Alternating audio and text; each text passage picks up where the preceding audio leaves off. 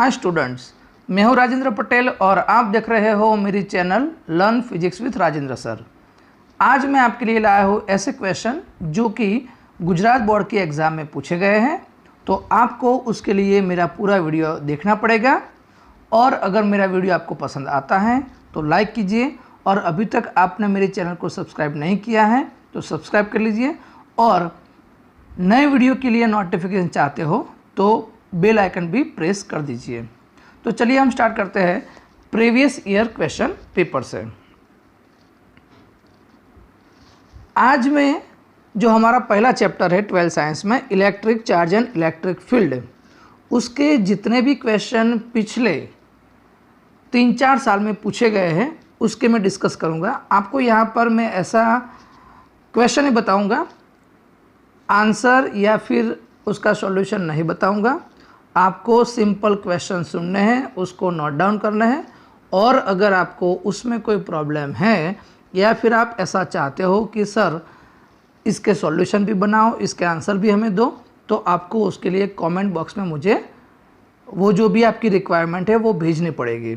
तो आज हम स्टार्ट करेंगे electric charge and electric field वाले चैप्टर में पिछले 2-3 साल में जो भी क्वेश्चन पूछे गए गुजरात बोर्ड के एग्ज़ाम में उसके डिस्कस करते हैं।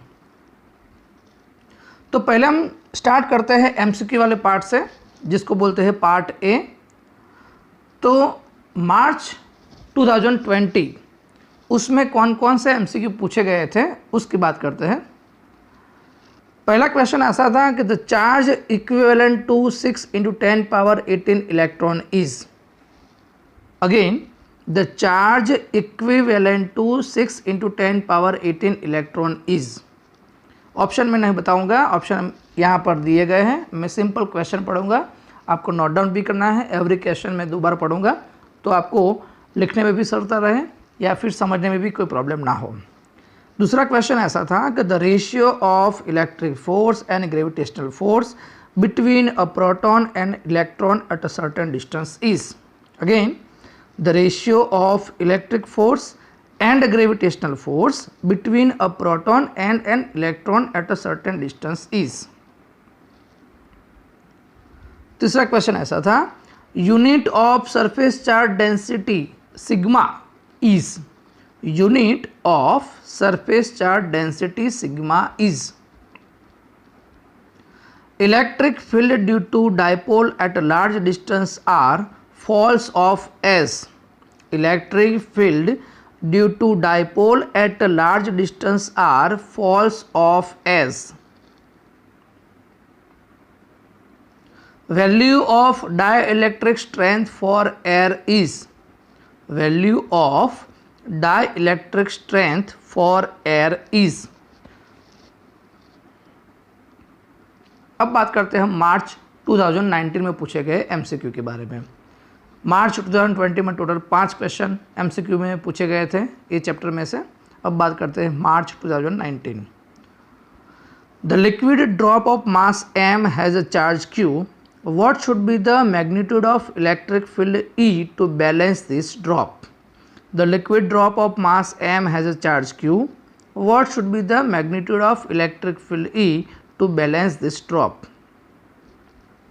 The number of electric field lines emerge out from 1 millicoulomb charge is। The number of electric field lines emerge out from 1 millicoulomb charge is। जुलाई 2018 उसमें जो एमसीक्यू पूछे गए थे उसके बारे में बात करते हैं। Charge Q each is placed on 4 corners of a regular pentagon। The distance of each corner from the center of the regular pentagon is r। The electric field at its center is। Again, the charge q each is placed on 4 corners of a regular pentagon। The distance of each corner from the center of the regular pentagon is r। The electric field at its center is। A sphere of radius capital R is uniformly charged with volume charge density rho।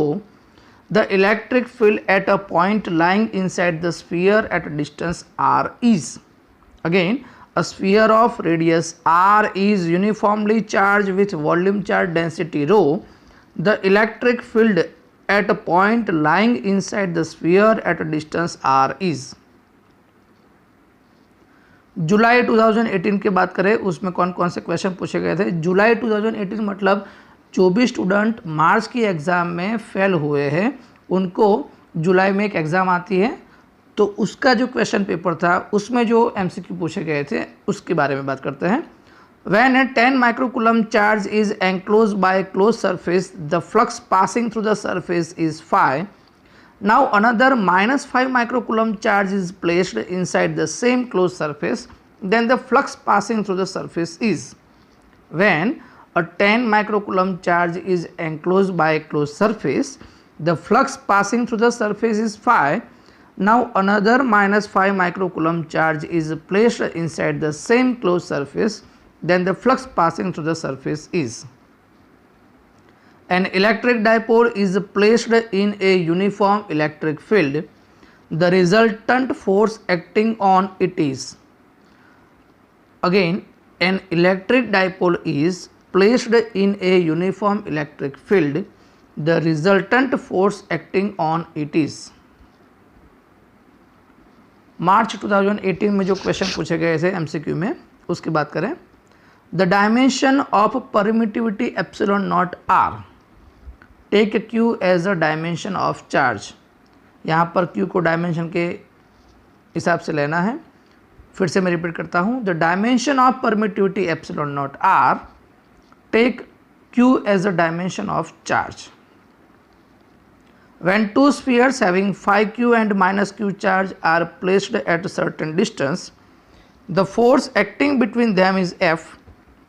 Now, they are connected by a conducting wire and again separated from each other. How much force will act between them if the separation now is the same as before? Again, when two spheres having phi q and minus q charge are placed at a certain distance, the force acting between them is F. Now they are connected by conducting wire and again separated from each other.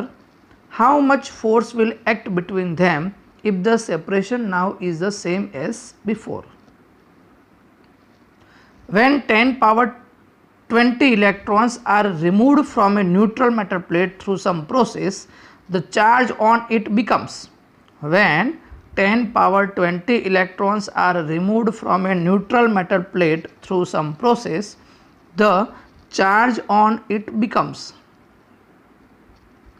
मार्च 2018 में जो question थे आगे की बात करें। What will be the magnitude of torque on an electric dipole having dipole moment of 4 × 10 power -9 coulomb meter placed in a uniform electric field of intensity of 5 × 10 power 4 Newton per coulomb, making an angle 180 degree with the field? What will be the magnitude of torque on an electric dipole having dipole moment of 4 × 10 power -9 coulomb meter placed in a uniform electric field of intensity 5 × 10 power 4 Newton per coulomb, making an angle 180 degree with the field? अब बात करते हैं part B की। Part B उसमें section A, section B, section C. Section A में 2 marks, section B में 3 marks, section C में 4 marks. तो electric charge and electric field वाले चैप्टर में से डिफरेंट ईयर में कौन कौन से क्वेश्चन पूछे गए थे उसके डिस्कस करते हैं। तो starting from March 2020 section B में 3 मार्क्स का क्वेश्चन पूछा गया था इस चैप्टर में से।